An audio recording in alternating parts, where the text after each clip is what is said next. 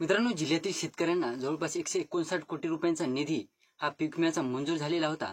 परंतु मित्रांनो, त्यापैकी जवळपास कृषी विभागाच्या म्हणण्यानुसार जवळपास 80% वाटप हे झालेलं आहे, पूर्ण झालेलं आहे. परंतु अद्यापही जवळपास बऱ्याच शेतकऱ्यांच्या कमेंट येत आहेत की आमच्या जिल्ह्यातील शेतकऱ्यांच्या पीक विम्याचं वाटप कधीपासून सुरू होईल. मी काही कमेंटचा रिप्लाय सुद्धा दिलेला आहे. त्यात मित्रांनो, कृषी विभागाचं म्हणणं आहे की जे उर्वरित शेतकरी आहेत त्या शेतकऱ्यांच्या खात्यावर या रकमा वितरित देखील होणार आहेत. तर त्याविषयीची सविस्तर माहिती आपण आजच्या व्हिडिओमध्ये क्लिअर करण्याचा प्रयत्न करणार आहोत. तत्पूर्वी जर चॅनलवर नवीन असेल तर चॅनलला सबस्क्राईब करा आणि समोरील जे बेल आयकन बटन आहे ते दाबायला विसरू नका. तर नमस्कार मित्रांनो, मी राज चरित्र, स्वागत आहे कृषी मॅन युट्यूब चॅनलमध्ये. मित्रांनो, तुम्हाला जर काही पीक विम्यासंदर्भात किंवा इतर काही गोष्टींसाठी प्रश्न वगैरे असतील ते डायरेक्टली इंस्टाग्रामला मेसेज करून सांगू शकता. इंस्टाग्राम आयडी आपल्या डिस्क्रिप्शन बॉक्समध्ये दिलेल. मित्रांनो, या अगोदरच्या व्हिडिओमध्ये मी एक व्हिडिओ टाकलेला होता. त्यामध्ये मी ते 12 मे पर्यंत सर्व शेतीचे जे कृषी विभागाचे जे निधी आहेत ते वितरित होणार आहेत अशी माहिती दिली होती. की ती माहिती खरी आहे का खोटी आहे हे मी क्लिअरन्स केलेलं आहे. परंतु त्यात सुद्धा काही जण म्हणत आहेत खोटी माहिती देतो वगैरे. तर मित्रांनो, खोटी माहिती जर द्यायची असती तर मी कमेंट ऑफ करून ठेवले असते आणि कमेंट ऑफ करून जे मनाला वाटलं ते बोललो असतो. तुम्हाला तुमच्या कमेंटचा रिप्लाय दिला नसता. अनलिमिटेड कमेंट आलेले आहेत, त्या कमेंटचा सेपरेटली रिप्लाय दिला नसता जर फेक माहिती द्यायची असती तर. ते सोडा विषय बाजूला मित्रांनो. तर मित्रांनो, आपण ज्या जिल्ह्याविषयी माहिती घेणार आहोत तो जिल्हा म्हणजे अहिल्यानगर जिल्हा. तर अहिल्यानगर जिल्ह्यातील शेतकऱ्यांसाठी 159 कोटी रुपयांचा निधी मंजूर करण्यात आलेला होता.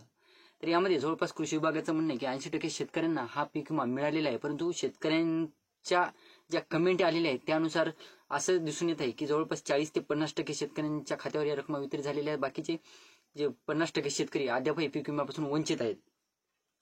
तर याच्यामध्ये बघायचं झालं मित्रांनो, पुणे विभागामध्ये जे अहिल्यानगर येत आहे जिल्हा, तर त्याच्यामध्ये जवळपास 283 कोटी रुपये हे पुणे विभागासाठी मंजूर करण्यात आलेले होते. त्यापैकी जवळपास 159 कोटी 21,54,424 रुपये हे एकट्या अहिल्यानगर जिल्ह्यासाठी मंजूर करण्यात आलेले होते.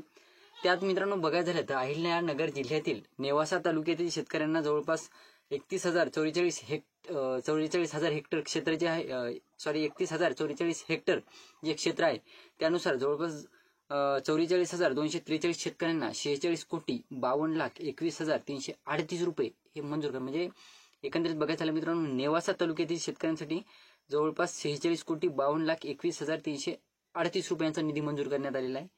आणि नेवासा तालुक्यातील शेतकऱ्यांना आता तालुका वाईज बघायचं झालं तर नेवासा तालुक्यातील शेतकऱ्यांना जवळपास 90% शेतकऱ्यांना हा पीक विमा मिळालेला आहे असं सुद्धा कृषी विभागाकडून सांगण्यात येत आहे. आता एकंदरीत बघायचं झालं मित्रांनो, जास्तीत जास्त पीक विमा अहिल्यानगर जिल्ह्यातील नेवासा तालुक्यात मिळणार आहे किंवा वाटप झालं आहे असं देखील म्हणणं आहे. त्यानंतर कृषी विभाग म्हणत आहे की जवळपास नेवासा तालुक्यातील 90% शेतकऱ्यांना हा पीक विमा मिळालेला आहे. परंतु मित्रांनो, अद्यापही तालुका असो की जिल्हा असो तर त्यामध्ये अद्यापही बॅकग्राऊंड वाईजला इग्नोर मारा मित्रांनो, अद्यापही जवळपास 50 ते 60% शेतकरी हे पीक विम्यापासून वंचितच दिसत आहेत. कारण कमेंट येत आहेत, आपल्याला इंस्टाला मेसेज वगैरे येत आहेत अहिल्यानगर जिल्ह्याविषयी. तर त्यानुसार तर वाटत आहे जवळपास 40 ते 50% तरी कमीत कमी एवढे शेतकरी अद्यापही या पीक विम्यापासून वंचित आहेत. तर मित्रांनो, पाथर्डी आणि शेवगाव तालुक्यातील गेल्या हंगामातील प्रतिकूल परिस्थिती आणि जवळपास जे स्थानिक नैसर्गिक आपत्ती या दोन घटकांअंतर्गत जिल्ह्यातील शेतकऱ्यांना काही तालुक्यातील शेतकऱ्यांना हा पीक विमा मिळालेला आहे. त्याच्यामध्ये जवळपास बघायचं झालं मित्रांनो, या हंगामातील प्रतिकूल परिस्थिती अंतर्गत जवळपास 6,757 शेतकऱ्यांना 1,27,27,584 रुपये हे मंजूर करण्यात आलेले किंवा वाटप करण्यात आलेले आहेत. त्या अंतर्गत मित्रांनो, लोकलाईजचा सुद्धा पीक विमा जे ज्या शेतकऱ्यांचं लोकलायझेशन मध्ये जे रक्कम काउंट झालेली होती, रक्कम मंजूर झालेली होती, त्या शेतकऱ्यांना सुद्धा ही रक्कम वाटप सुरू आहे किंवा वाटप झालेलं आहे असं सुद्धा कृषी विभागाचं म्हणणं आहे.